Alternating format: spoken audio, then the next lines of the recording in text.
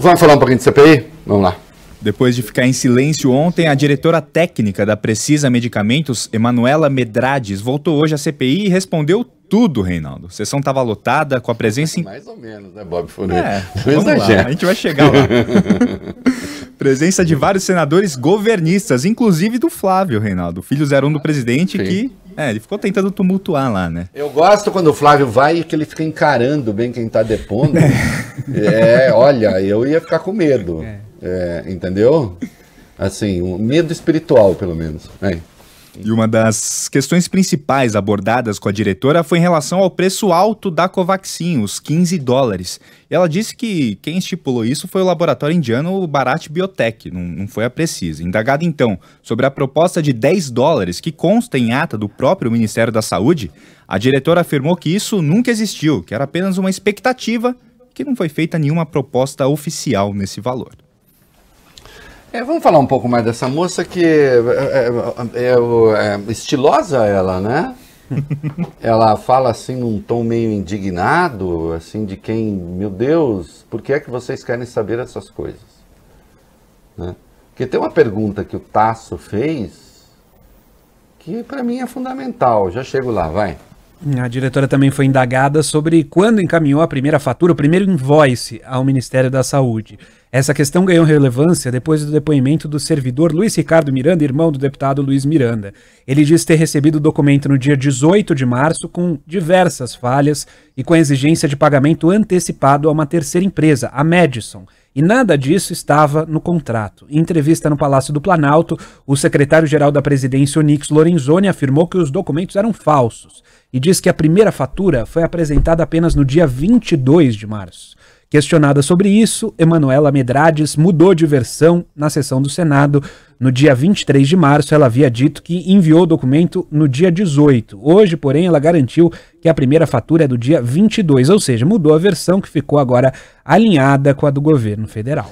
Aliás, foi tudo ali um esforço, o depoimento dela, né, para alinhar com o governo federal. Então a gente tem essas coisas. A pessoa vai para a CPI, diz uma coisa, no outro dia vai, diz outra, né?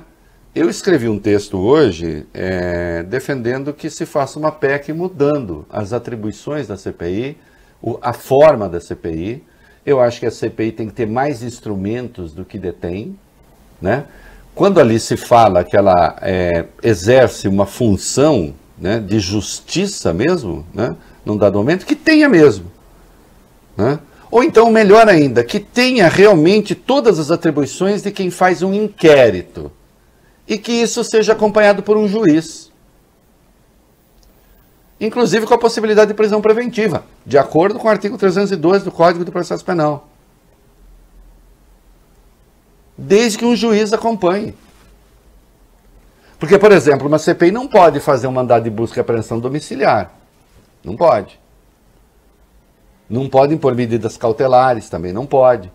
Então, nem dá para comparar o trabalho de investigação da polícia e do Ministério Público com esse que a CPI faz, porque ela tem muito menos atribuições.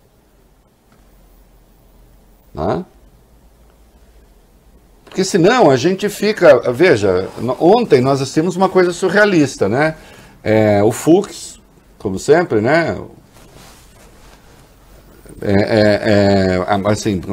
A música é homenagem, pelo título apenas, né? Para ser assim, o bêbado é equilibrista, não é isso?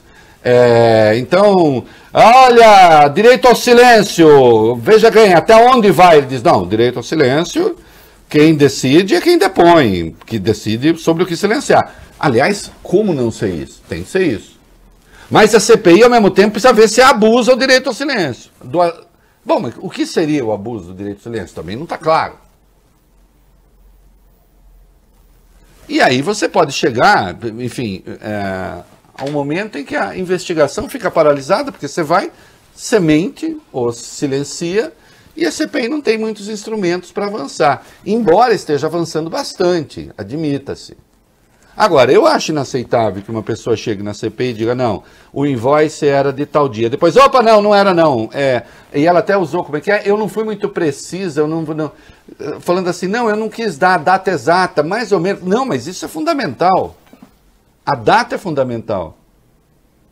Porque com isso se tenta desmoralizar a denúncia.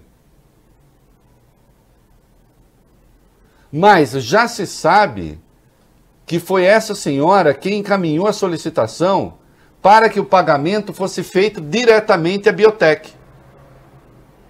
Nem precisava ser para a Precisa. E a Biotech indicou a Madison. Mas peraí. E a Precisa? Seria remunerada como? Aí o Tasso Gereissati perguntou, mas a Precisa tem subsidiária lá fora para receber? Não.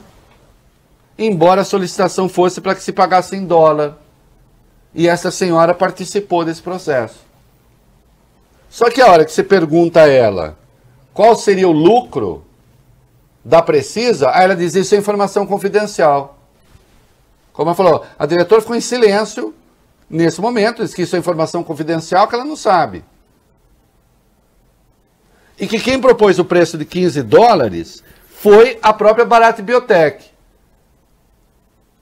E que a Precisa falou 15 dólares. Mas então a Precisa ganha o quê com isso? Olha, é uma bagunça, né? O cheiro da mutreta, mas tá no ar. Não é isso? O que ela falou sobre o Elcio 17? A Emanuela disse que não tratou da venda da Covaxin com o então ministro da Saúde, Eduardo Pazuello. Segundo ela, os contatos dentro da pasta foram o diretor de logística, Roberto Dias, e o número 2, o coronel Elcio Franco, Reinaldo. Sempre o Elcio Franco, o Pazuello não sabia de nada, né? Enfim, não, até estou começando a achar que, começando no conjunto das notícias, talvez ele tivesse com outras ocupações, né?